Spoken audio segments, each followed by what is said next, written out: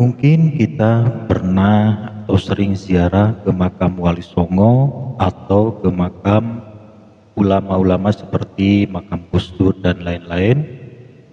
Kita bisa melihat betapa membeludaknya para peziarah dari berbagai kota dan daerah yang jauh sekalipun mereka berdatangan ziarah dan sepertinya tidak ada hentinya.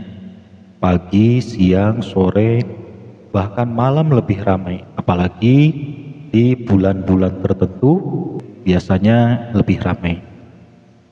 Nah, kelak dikala kita meninggal, apakah makam kita bisa seperti mereka, banyak diziarahi dan kita didoakan oleh banyak orang? Jawabannya bisa, selama kita mau berusaha dan berdoa, walaupun kita bukan ulama, bukan wali, hanya sekedar orang biasa, tapi kalau Allah sudah berkehendak, maka terjadi. Toh mereka para wali atau para ulama yang makamnya banyak diziarahi orang, bukan karena mereka itu mulia, tapi mereka dimuliakan oleh Allah sehingga makam mereka bisa seperti itu. Nah, dalam video ini saya akan sampaikan amalan atau cara supaya kelak dikala kita sudah meninggal, kuburan kita banyak diziarahi dan kita banyak didoakan oleh orang-orang seperti makam para wali atau makam para ulama. Yang pertama, Anda biasakan berziarah ke makam para wali atau makam para ulama yang banyak diziarahi orang. Walaupun tidak harus sering, tapi apabila ada waktu dan biaya, sempatkanlah berziarah. Nah, apabila kita punya orang tua yang sudah meninggal, jangan lupa makam orang tua lebih diutamakan sebelum kita ziarah ke makam para wali atau makam para ulama. Itu yang pertama, dibiasakan berziarah ke makam para wali atau makam para ulama yang banyak diziarahi orang. Kemudian yang kedua, kirim Fatihah dan doa kepada ahli kubur yang diziarahi.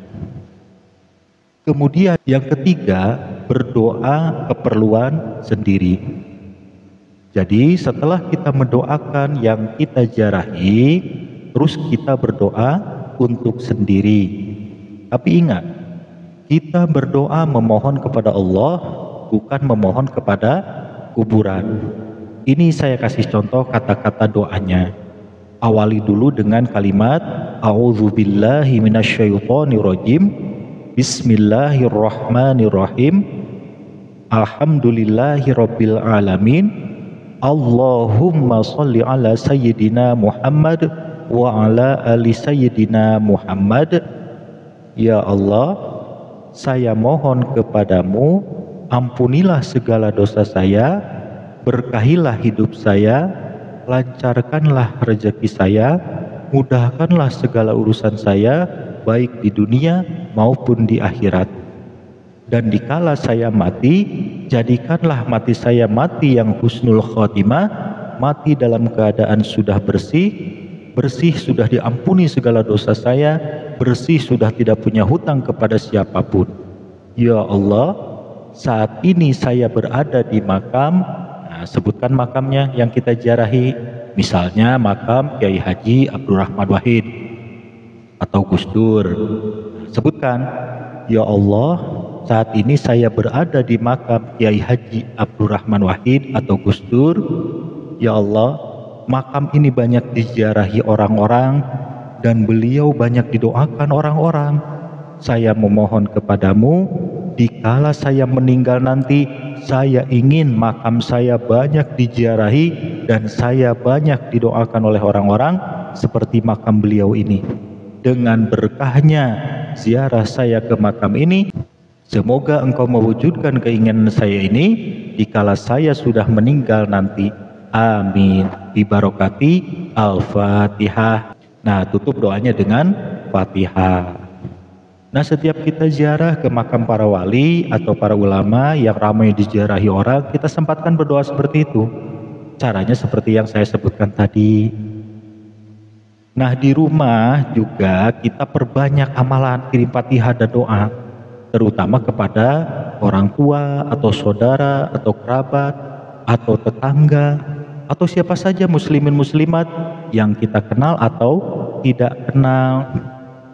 Nah, kalau saya biasanya dicatat tiap ada orang yang meninggal, siapa saja baik saudara atau tetangga muslimin muslimat, saya catat.